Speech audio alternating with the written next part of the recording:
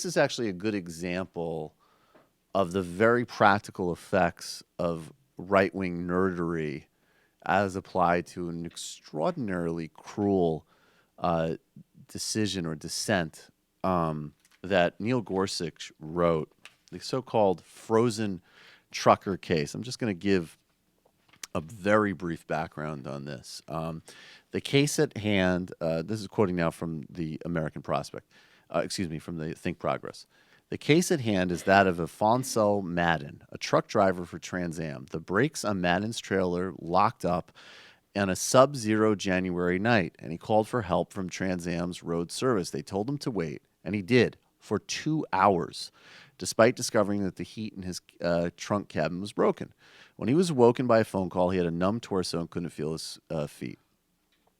If you fall asleep waiting in 14 below zero weather, you can freeze to death. You can. So anyways, this was the situation. He was basically ended up, and Franken will explain this, he left his truck there momentarily to go basically warm up and then came back when Trans Am sent the service provider. They fired him for leaving his vehicle, and he sued them under OSHA rules. Gorsuch did not agree with his suit. This is Franken's explanation here. Take a look at this. The plain meaning rule has an exception. When using the plain meaning rule would create an absurd result, courts should depart from the plain meaning. It is absurd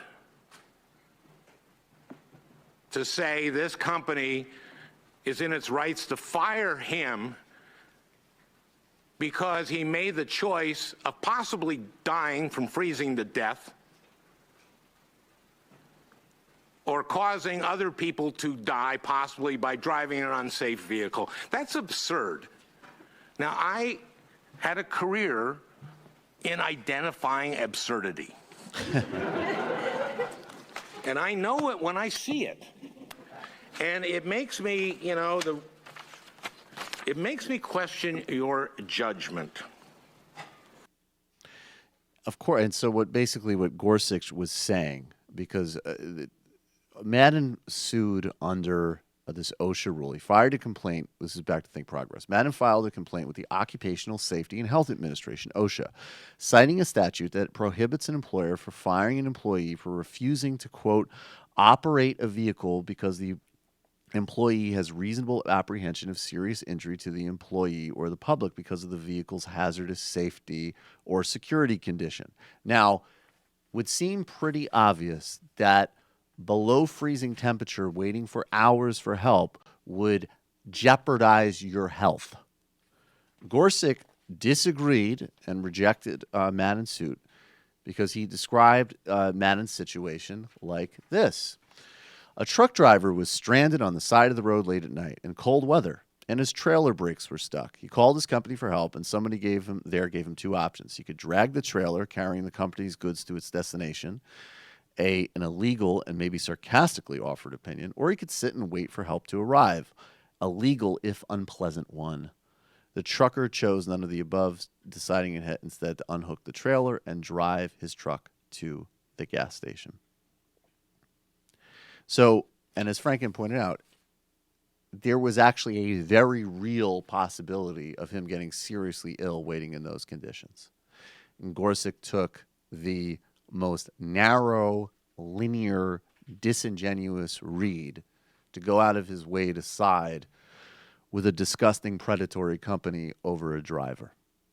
And it is an absurdity. That is actually most of the humor on this show as well. It's taking everything that these people say to their logical conclusion. Now, if Franken questions Gorsuch's judgment, that's not usually something you want to happen at hearings for a Supreme Court judge. But yeah, right. Hey, everybody, Sam Seder here. Donald Trump is a bad guy. Believe me. It's true. It is true, and you can subscribe to this channel by subscribing to this channel. It's true.